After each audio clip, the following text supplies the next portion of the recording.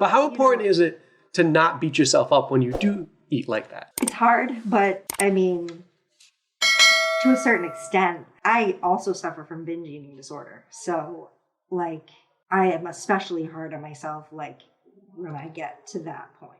So it's important not to like, you don't want to make yourself feel bad about it, but it's a big deal too. Like it's To find that balance. yeah, I mean, you can't just be like, if you have a goal to lose weight, you got to find like some self-control there too.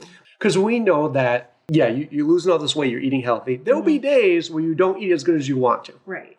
But it doesn't do you any good to beat yourself up, right? And take it out on yourself, because that just puts you in that negative state. Like now, once we're feeling negative, we make poor decisions. But just being like, okay, I didn't eat that great that day. Right. Let me eat better and maybe work out even harder the next day. Right. Yeah. Right? Just to kind of that's part of it, definitely. Get that balance. Do you think that's something that you've learned or that you're still learning? No, I think that's something that I know and I take with me like through this journey of losing weight. Like, yeah, there has to be a balance.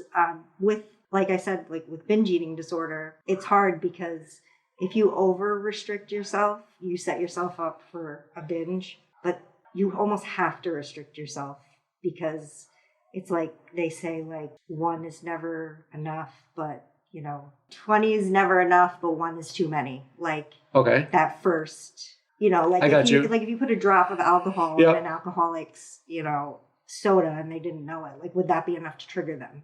To keep drinking. It's the same thing with like sugar. For somebody with an eating disorder like that, you almost have to cut things out. But then on the other hand, like if you're too restrictive, you're also setting yourself up. So that's hard for me. So what would happen in like a binge eating moment or like day? Is it that you had something that set you off and you would just keep eating the whole day? Yeah. That's what happens? Yeah. And so when you go to the next day, do you still continue that or like? It can be like one like episode of it, or it can last for a long time. I mean, I've had in my past, like where I've gone months binging just due to like stress or whatever. And do they say, because this is not my specialty, do they say like, if it is caused by stress or whatever, like go exercise, like take that energy and put it towards something else? Yeah, you definitely have to find coping mechanisms. Okay. Like, when you feel like you're going to binge, go for a walk, take the dog for a walk. To kind of break that thought momentum? Yeah, exactly. It's like anything else. And how long have you dealt with that? Since I was in my 20s. Okay. On and off. I mean, I've also gone months without doing it. So I think like, being with the coaching and having that meal plan, there's really nothing on that meal plan that triggers me.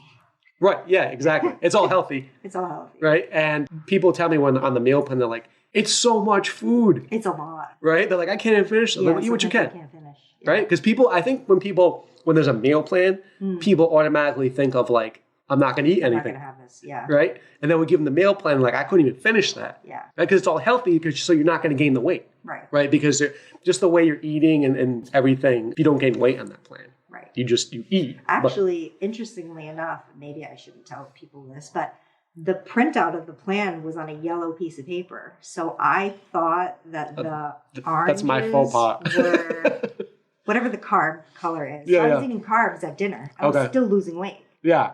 Like for the first few weeks until I realized that what I thought was a carb was supposed to be a fat. Yeah, I should have printed that on white paper. Yeah. We don't do that anymore, but that's, Hello, my name is Dr. Marc Bochner. Don't forget to check out my new book, Pug Learns to Believe.